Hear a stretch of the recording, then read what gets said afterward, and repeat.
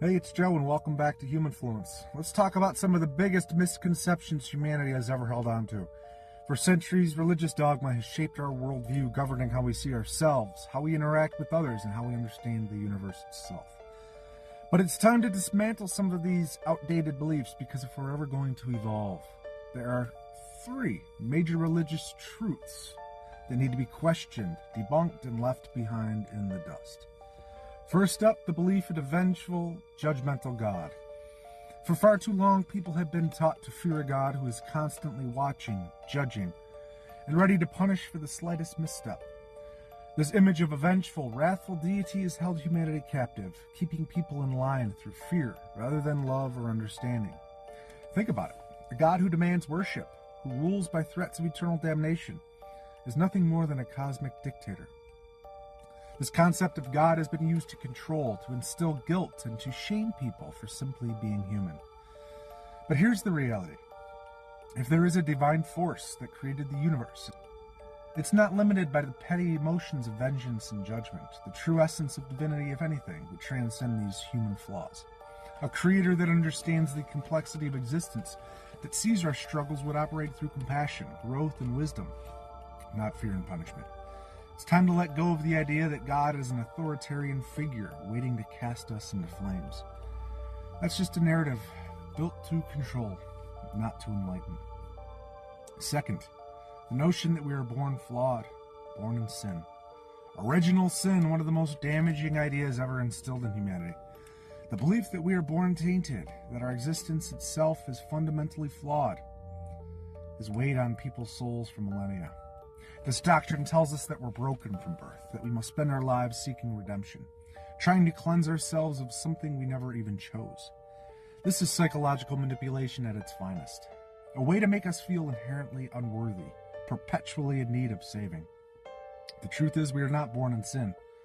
We're born into potential.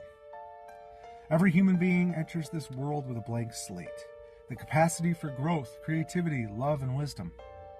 And telling people they're inherently broken stifles that potential, making people feel powerless, as though they're at the mercy of a higher power. We are not born flawed. We are born with the ability to evolve, to learn, and to realize our own divinity.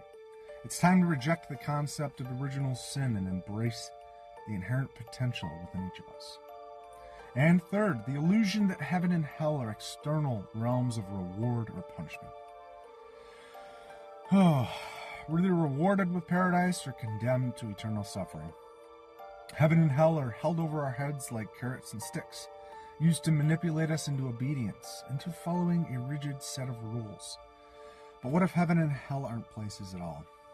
What if they're states of consciousness, experiences created by our own minds, both in this life and beyond?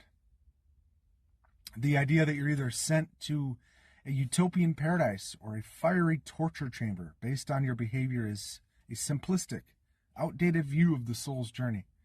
Heaven and hell aren't rewards or punishments imposed by an external judge. They're reflections of your own state of being. Heaven can be found in moments of peace, love, and enlightenment. And hell? Look around. The torment we experience in guilt, anger, hatred, and regret. These aren't places to go, they're states you embody. We need to move beyond the idea of afterlife rewards and punishments. The true afterlife, if there is one, is likely as complex, vast, and multi-layered as life itself. NDEs offer glimpses. Our actions, our thoughts, our consciousness, they all shape our experience, here and now and beyond. Heaven and hell are not destinations, they're mindsets, energies, and experiences that we create within ourselves. So, let's set the record straight. The idea of a vengeful, judgmental God. It's time to outgrow that. The belief that we're born in sin, inherently flawed. It's time to reclaim our own potential and worth.